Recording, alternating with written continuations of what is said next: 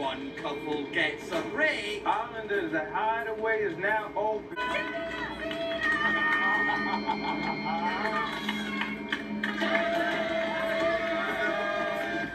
for one girl. Okay, Nadjha, after my man. Yeah. No. Es no. Okay, Papi. Yeah.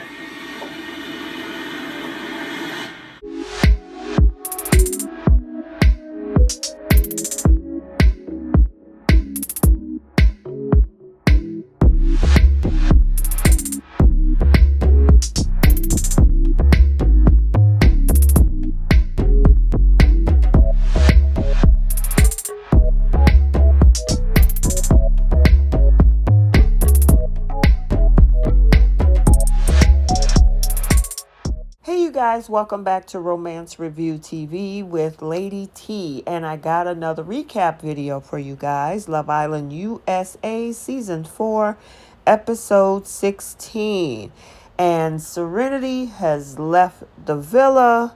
Then we actually had a Truth or Dare game, and Isaiah is up for grabs. So before we unpack all of this, take a second to make sure you're subscribed to this channel. And don't forget to like and share. And I appreciate all of the comments. Y'all really went in last night on those comments. So stay tuned. I'm going to shout some of you all out at the end. So, as we remember from the previous episode, we were at this final dump, well, not the final dumping, but a dumping where the boys had the power. It was now Chaz's turn, and based on that whole speech we heard, us, including the other Islanders, and probably even Kat, thought that Serenity was for here to stay. Well, we were all shocked and surprised, including the Islanders, that he decided to make a decision and told Kat to come on here, girl. So he ended up coupling up with Kat, which of course now leaves Serenity very, very single and vulnerable and possibly dumped off the island. Well, she got that text message because a lot of folks thought that this was a cliffhanger, that something would have been switched around. It was so many thoughts out there. Unfortunately, she did get dumped from the island, and she did get the text message that she had a certain amount of time to gather all of her belongings and to be ready to leave the villa. So, of course, she's one of the original girls. She's one of the OG girls. Everybody was shocked that she would be leaving. Now, I know she had a really big interest in Tyler. I don't know if Tyler was 100% for her. And then when, of course, Chaz came into the villa, because then now Tyler was dumped, the whole dynamic between those two were not 100%. And Serenity, I think she realized at the last minute that the guys had the power coming up. So I think she wanted to make a change, but she was not interested in Chaz, as I previously discussed in yesterday's episode. Now, I was actually shocked because I know a lot of people wanted her to stay in the villa. And even Zeta said that Chaz and Serenity was not each other's person. So it's interesting that not only some of us saw it, but she even saw it as well. And then she kind of threw a little bit of shade on the way out to Chaz, calling him savage, and told Kat, watch his actions. And honestly, all we've seen, unless there's something we haven't seen, Chaz was really good to Serenity. He was going above and beyond to make her feel special, but she just she wasn't interested, But at this point, she, in her own Serenity way, she left the villa in style. And of course, according to Chaz, he felt he made the right decision because it wasn't being reciprocated. Now, this is where it was interesting because we thought that speech was talking about Serenity. These ladies also thought that speech was about Serenity as well. So I think he purposely did that to flip the script on her and kind of pull the rug from up under Serenity. But at the end of the day, these OG girls vowed to continue to be together, whether they're in the villa or outside the villa. So now Kat and Chaz have a conversation. he's excited about the choice. She actually said that she even thought that he wasn't going to pick her. So obviously she knew that, I don't think she deep down knew that she was 100% with him either. Because she was like, as much as she wanted to stay, she figured she was going out the door. But she was in shock. She had no idea that actually, he flipped the script and ended up choosing her instead. But I don't think that's going to last. So another new couple that has formed was Jeff and Nadjha. Now, Nadjha, as much as she finds him very, very funny, he is really interested in pursuing this girl. He started asking her what her likes are, what she's looking for in a man, what's her dislikes, things like that. And she was like, oh my God, you are just so funny. And he's like, I'm being serious. I need to know what makes, what are some of the things that make you happy. And, they ended up in a kiss, but that's another thing I don't think that's going to last. And we're going to talk about more about that later. So the Hideaway is now open once again as Timmy got the text message. They were all voted by the Islanders to go into the Hideaway. And, of course, they are over the moon excited. I mean, I was also excited for these two as well. They've overcome a lot, so it was, pretty much a good time to see if they can celebrate whatever they have built together. This whole thing with that pole, though, I mean, she was more than happy to get up on that pole and do a little dance for him. It was something quick, but it was cute and fun, and he was more than happy to be a voyeur. On the outside of the villa, we have this conversation with Maddie and Jared, and I really don't see a connection there. I do see that she's interested, but I think he actually wants Deb. But that's not going to stop Maddie for trying to pursue and make this whole thing grow. Back inside the Hideaway, these two are actually having conversation about, the things that they went through, their connection and how they have become a lot closer.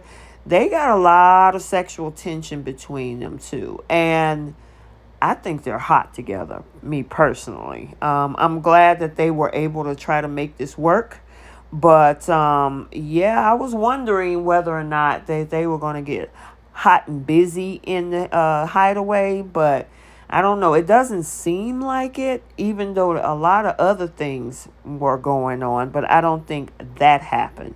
So the next morning, they talked about how much they had a good night and, how they're so happy and fulfilled. Now, that would have made you think that something happened.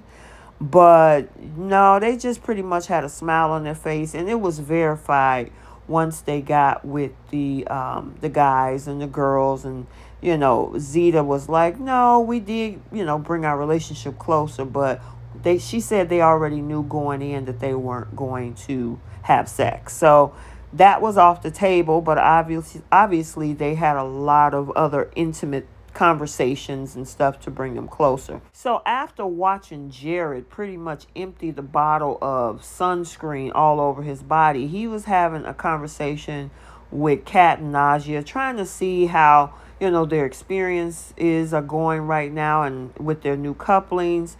Kat didn't say much, but Nadjha is still thinking about Isaiah. And this also puts doubt in Jeff's mind because he feels that she's open to trying to see other connections in the villa. Now, at this point, he don't know, meaning Jeff, that it's Isaiah, but he knows something isn't 100% with Miss Nadjha when it comes to whether or not she's 100% sold on him, because she is still thinking about Isaiah. She originally came to the villa for him, So one thing Jared did say is that, look, this is what you're here for. I know you don't want to break up a couple, but you need to go ahead and explore your options. So then the other thing that they did was this blasting off challenge where it was this obstacle course with soap and paint, and each one of the couples, as one of them was blindfolded. I think the guys were blindfolded and the girls had to guide them through this whole process. It was all right. sometimes some of these challenges to me is kind of corny. Some of them is pretty cool and sexy, but this one I was like, okay, whatever.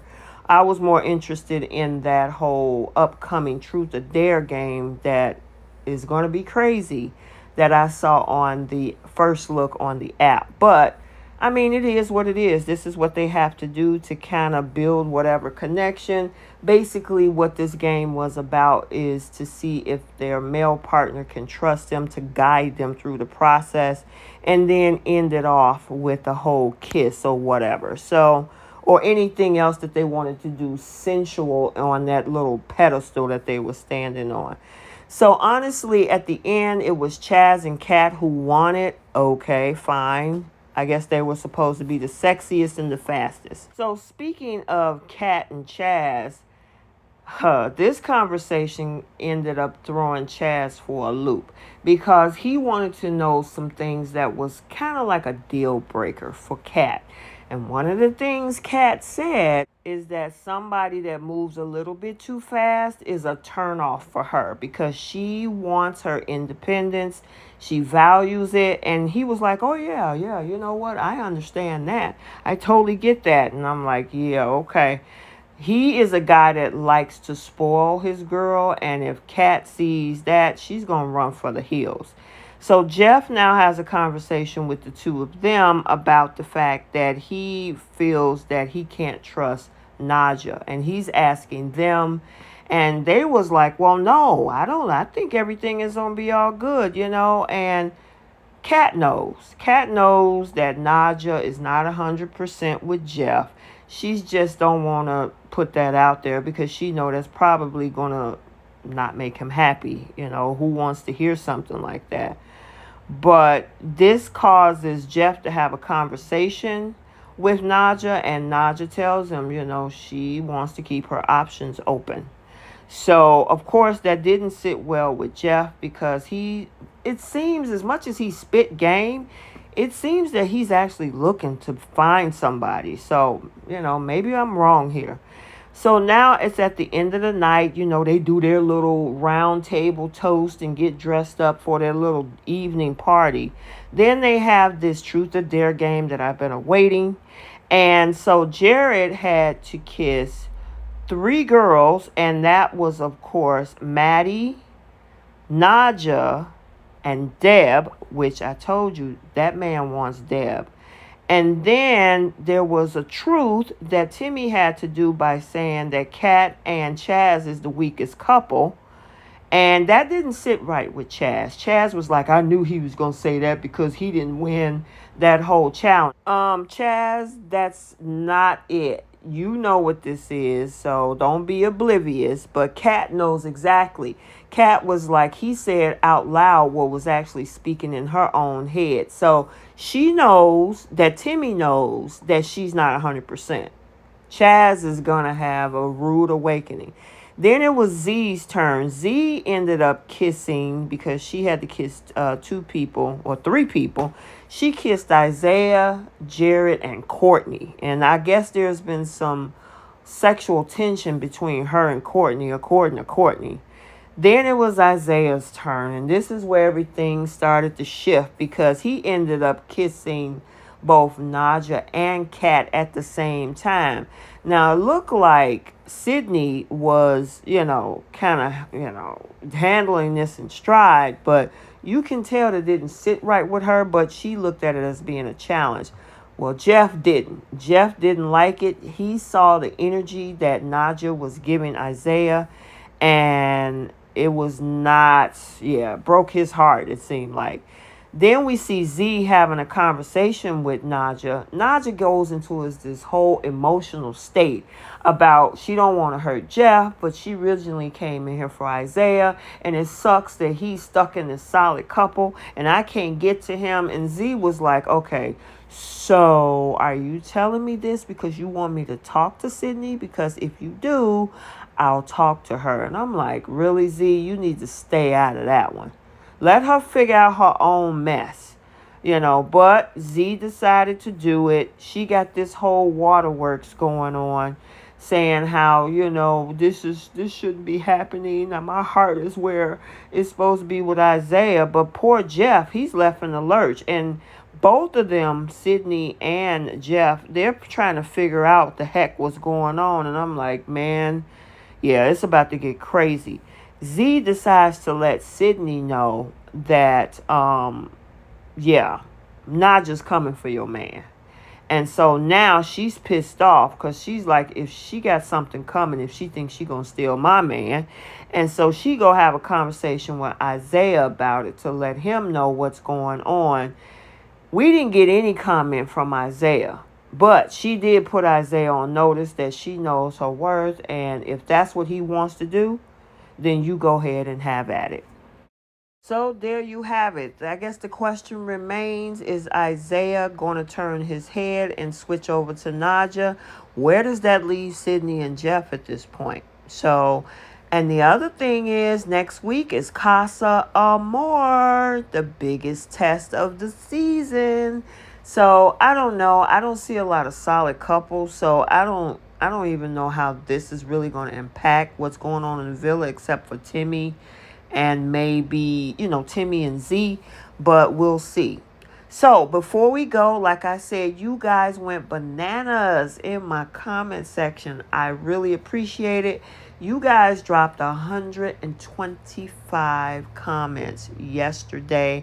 And I want to say a shout out to all of you. I'm going to mention the ones that have really been going in. So if I didn't get your name, maybe I'll catch you on the next one. So continue to comment often. But without further ado, here's the shout outs. Okay, shout outs going to Nicholas Garrett, Shanice Walker, Winton Mahorn. Winton, you were all up and through my comment section. I appreciate you. Charlie England, Mrs. Diaz, Love Lick Nick. I also want to send one to Asheray Delay. I hope I didn't mispronounce your name. Tony Brooks, KL Martini. I also want to send a shout out to JoJo Dukes. You are all over my comment section. Shoebomb Vlogs, Neek Ness, Mega Hustler 33. Also Tia 444, Mads, Thomas Hemmon, Thomas. Yes, you have, all through my comment section. Stardust, Dr. Janie, Spencer Whitelow. Also, let's see, Sandrine Biyti, Eva Walker, Abigail Lardy, T. Mo. Also, Earth to Tilly. Who else? Junebug. Harry Lederman, thank you. I see you all over my other videos too. I really appreciate you. BJ, Sade Grant, sorry. Social Misfit, Tony Hernandez, Bino. Who else? Spencer Whitelow, I think I said you already. And then Keisha Blair. So I wanted to send all of those shout outs. You guys went bananas. Thank you so much for continuing to support my channel. Getting down in those comment sections. Keeping the conversation going. I appreciate all of you and those that I maybe didn't get a chance to mention. So until the next video, like, comment, and subscribe. And we'll see you soon. Bye.